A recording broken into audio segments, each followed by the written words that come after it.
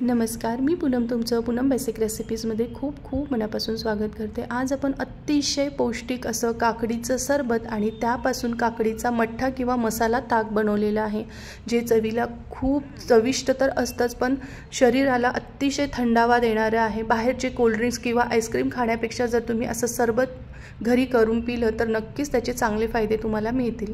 तर सर्वात आधी आपल्याला मोठ्या मिक्सरच्या भांड्यामध्ये 2 काकड्या कट करून टाकायच्या आहेत। तर मी इथे 2 हिरव्या काकड्या स्वच्छ धुवून मागचं पुढचं देठ काढून त्या कट करून घेणार आहे। या स्टेजला काकडी थोडीशी खाऊन बघायची, जर काकडी कडू असेल तर अशी काकडी आपल्याला सरबतासाठी वापरायची नाहीये, हे लक्षात असू द्या। तर मी इथे या दोघही काकड्या कट करून घेतल्या आहे। तुम्हाला साल काढून टाकायचं असेल तर सालही काढून घेतलं तरीही चालेल।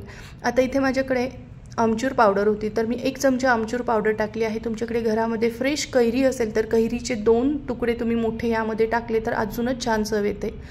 अर्धा चमचा काळं मीठ, थोडीशी पुदिन्याची पानं आणि थोडीशी कोथिंबीर टाकायची आहे।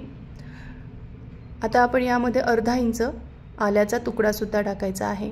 ही जे पदार्थ आपण सरबतासाठी वापरलेली आहे ती शरीराला आतून थंडावा देणारी आहे, त्यामुळे खूप पौष्टिक सरबत आहे। अर्धा चमचा भाजलेल्या जिऱ्याची पावडर आणि अर्धा लिंबाचा रस टाकायचा आहे।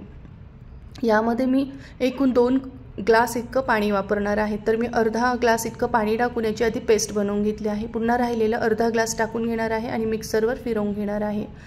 आणि आता आपल्याला हे सरबत गाळून घ्यायचं आहे। तर मी एका बाउलवर अशी एक चाळणी ठेवून घेतली आहे, यामधून आपण हे गाळून घेऊयात।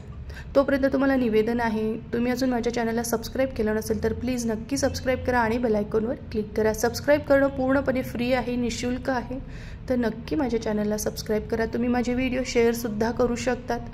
लहान मुलांना बाहेरचे कोल्ड ड्रिंक्स देण्यापेक्षा किंवा आईस्क्रीम देण्यापेक्षा जर तुम्ही असे सरबत त्यांना करून दिलं तर खूप आवडीने पितात आणि त्याचा शरीराला सुद्धा चांगला फायदा होतो, अगदी लहानांपासून मोठ्यांपर्यंत। तर मी इथे हे असं गाळून घेतलेलं आहे। आता या स्टेजला थोडीशी चव घेऊन बघायची, जर तुम्हाला मिठाचं प्रमाण थोडं कमी जास्त वाटलं तर ते तुम्ही ॲड करू शकतात तुमच्या चवीनुसार। तुम्ही रेग्युलर मीठ सुद्धा यामध्ये घातलं तरीही चालेल।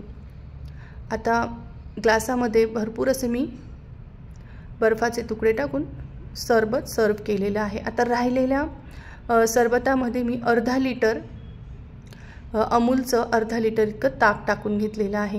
याला चांगलं मिक्स करायचं आणि आता ताक टाकल्यानंतर थोडे मसाले कमी वाटतात, त्यामुळे आवडीनुसार यामध्ये तुम्ही काळं मीठ, जिऱ्याची पावडर वाढवून घेऊ शकतात। सर्व करताना बर्फाचे क्यूब असे ग्लासात टाकायचे आणि वरतून हा थंडगार असा मठ्ठा किंवा मसाला ताक सर्व करायचा आहे। तुम्ही सुद्धा करून बघा। रेसिपी आवडली तर कमेंट करून नक्की सांगा। धन्यवाद।